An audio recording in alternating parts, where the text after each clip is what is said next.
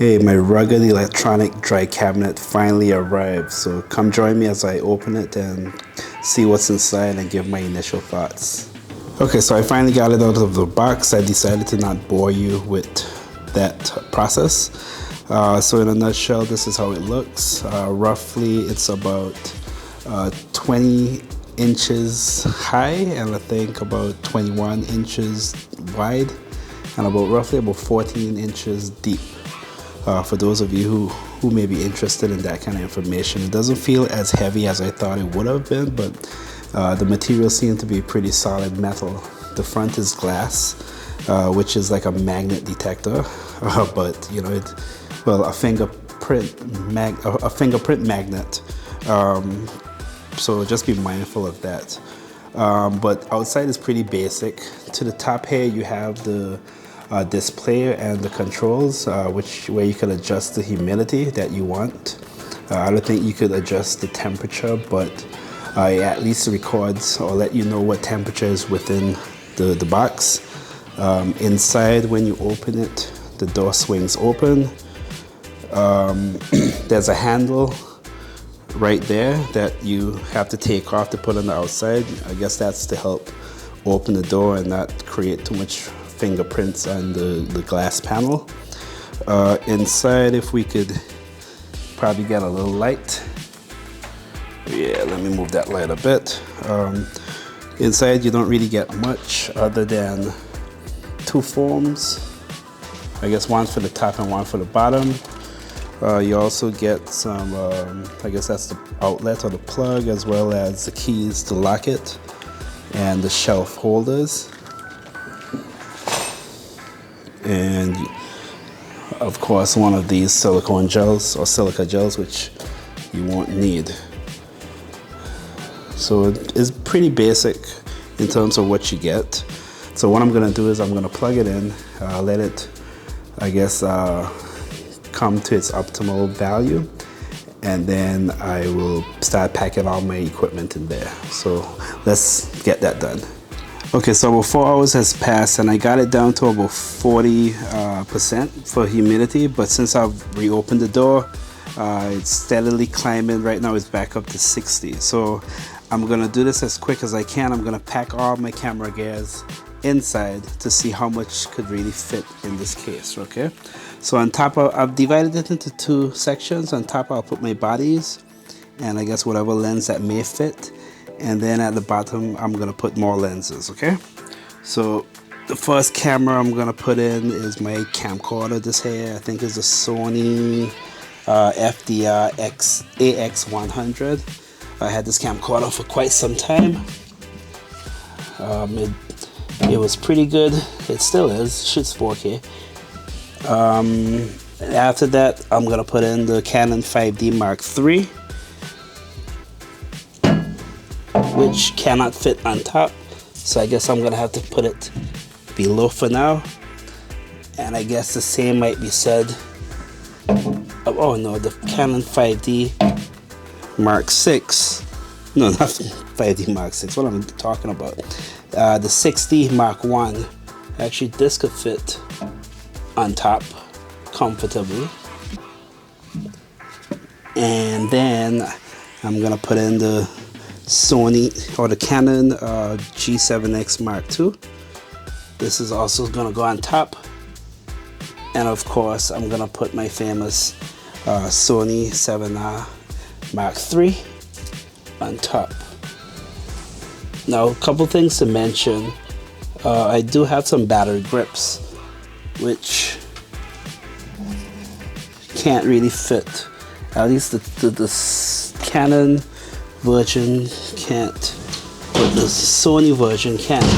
So I'm gonna put those in as far to the back as possible.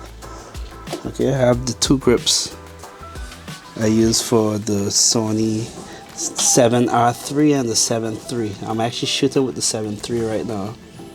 Okay, so I guess the camera I'm shooting with will go in at some point, but on top could still take some more stuff. So what I could do is I could pack some lens on top. That would be great. Let's start with some small ones. I have the Sony 50 1.8. This could go on top comfortably. I mean, I would like to pack it in such a way that I could access my stuff very easily. But I could always do that another time. For the purpose of this video, I'm just trying to pack to see how much could really fit. This here is the 85 1.8 Sony. That too could also fit on top. No, let me take that back out. Yeah, let me take out these two. And let me put lenses that I don't really use as often to the back. Yes, I think that would be the best thing to do. So this here is the Canon 50mm 1.4. That would go to the back, as far to the back as possible. I have the Canon 85 1.8, a very nice lens. Don't use that as often, or anymore I should say, because I haven't shot Canon in quite some time. Now I guess I could put in the Sony 1.8 50mm and also the Sony 85 1.4. So now I have just enough space for my A7 III, which I'm actually shooting with right now. Now to the bottom, I'm gonna first put in my Sigma 70 to 200. This here is a Canon lens. This is f2.8. This could easily fit to the bottom at the back. And in front of that, I'll put the Sony version of that same 70 to 200. That fits perfectly. And then I guess I could put in to the back this Sigma 85 1.4. This too is also a Canon lens. So this will go to the back, because again, I haven't shot with this in some time, nor do I foresee myself shooting with that anytime soon. I'm actually trying to get rid or sell those lenses. Whew, this is getting kind of tiring. Oh, I did forget a camera body. The Sony a6400. I use this for vlogging or when I'm streaming online. So I guess that could go in front. I'll just make room for the other body. Now I guess I could put in the Tamron 17 to 28 Sony mount. That would fit comfortably. The Sony 16 to 35 f4. This could go somewhere to the back as well.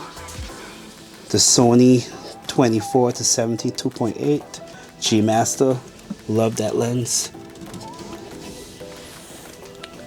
Sony 85 1.4 G Master again. Another beautiful lens. The Sigma 16mm 1.8, I think it is. I use this mainly with my 6400, so I'll put that in front here. And I guess the battery grips for my Canons, those could go at the bottom. And then after that, I have some Metabone adapters I could just insert somewhere on top here. And of course I have one or two flashes, so in this case it's just one, so I'll put that somewhere at the bottom. And the triggers will fit somewhere nearby.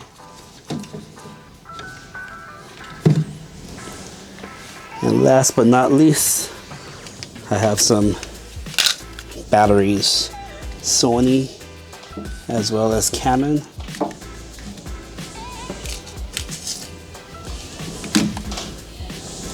And last battery. So that's okay. So that's basically it.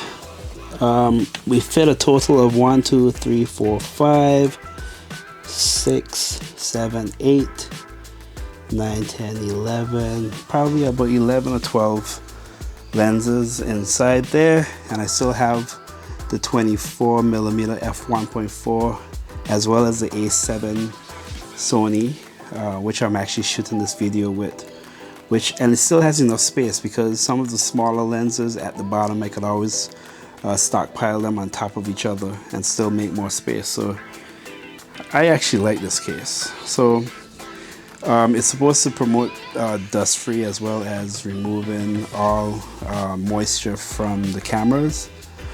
So that would be the next test. The first test was making sure that it could fit all my stuff, which it clearly can. So if you have the amount of equipment that I have, I would highly recommend this. This is the 80-liter version. Obviously it comes in several different sizes, so you'll have to do some research to see what best fits your needs. So that's about it. I guess in the next couple of weeks or months I will do a follow-up video to let you know how my camera gear or camera equipment was or has survived, or if I've seen any improvement. So until next time, thank you for watching. If you like this video, please hit that like button. Subscribe to my channel for many more videos. So until next time, peace.